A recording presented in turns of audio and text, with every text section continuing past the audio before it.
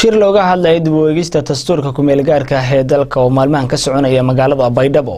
ayaa lagu soo gabagabeeyay halkaasi. Maxamed Aadan Socdaal ayaa warbixintan Baydhabo ka soo diray. shirka dib u eegista dastuurka qaranka oo saddexdii maalin ee la soo dhaafay ka soconayay magaalada Baydhabo ee xarun goboleedka Baay ayaa si rasmi ah loogu soo gabagabeeyay gudaha magaalada Baydhabo. waxaana saddexdii maalmood ee shirkan uu soconayay ka qayb galay madaxa ka socotay dawlad goboleedka Koonfur Galbeed Soomaaliya, xubnaha labada gole ee dawladda Soomaaliya iyo qaybaha kala duwan ee bulshada gobolka Baay. muddada shirka uu socday ayaa waxaa lagu gorfeynayay sidii ay aragtidooda uga dhiiban lahaayeen dastuurka oo isbedel lagu sameyn doono.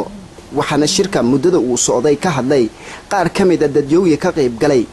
gabagabadii maanta ayaa waxaa shirkaasi ka hadlay gudoomiyaha baarlamaanka dawlad goboleedka Koonfur Galbeed Soomaaliya iyo wasiirka dastuurka dawlad goboleedka Koonfur Galbeed ayagoona sheegay in si rasmi ah maanta ay u soo gabagabeynayaan muddo fara badanna ay ku wadeen si looga doodi lahaa dastuurka qaranka wax badanna laga bedelo maamul goboleedkuna kaalin muuqata uu ka qaato. anoo ku hadlaya markaasna wakiilka madaxweynaha dawlad goboleedka Koonfur Galbeed xafladan gunaanadka lagu soo gunaanada barnaamijkan kala soo qayb galo anoo hadalkan idinku sii dheereen kulli waxaan rajaynayaa doodii maalmahan aad ka qayb gasheen in waxyaabo badan afkaar oo idinka maqnaydna inaad ka ogaateen sidoo kale aad fursad u hesheen marka sida aad wax ku rabtaan iyo waxyaabahaas leediin fikir ka maqnaa buu ahaa waxyaabihii laydin soo bandhigo idinkana aad gudbisateen kulli waa jiraan oo xildhibaanadii iyo wasiiradii ugu horeeyey wasiirka arrimaha dastuurka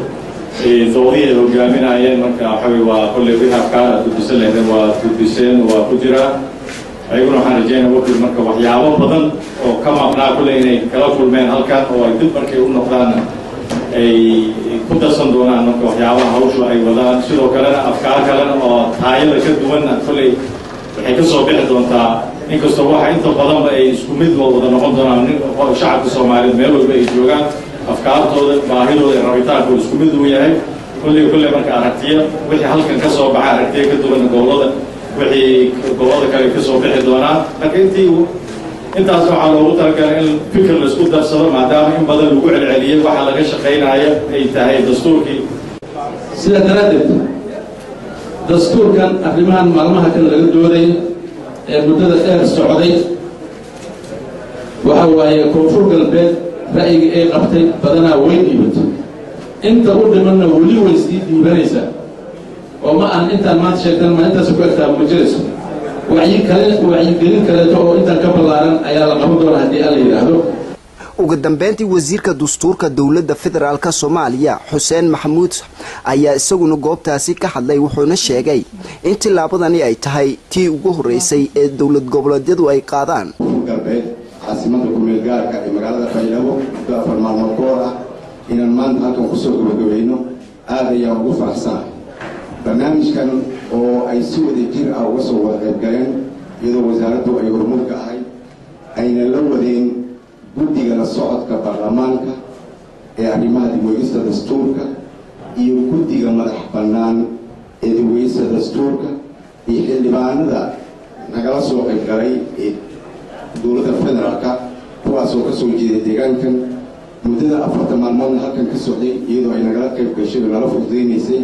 wasaaradda dib u heshiisiinta iyo dastuurka ee dawlad goboleedka Koonfur Galbeed.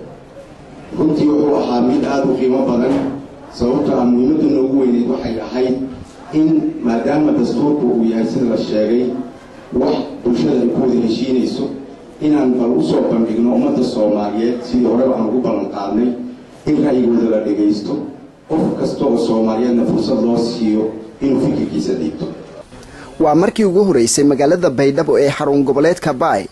lagu qabto shirka dib u eegista dastuurka qaranka. tanina waxa ay muujinaysaa horumarka dhanka maamul goboleedyada ay sameynayaan. Maxamed Aadan Socdaal, Jubaland TV, Baydhabo.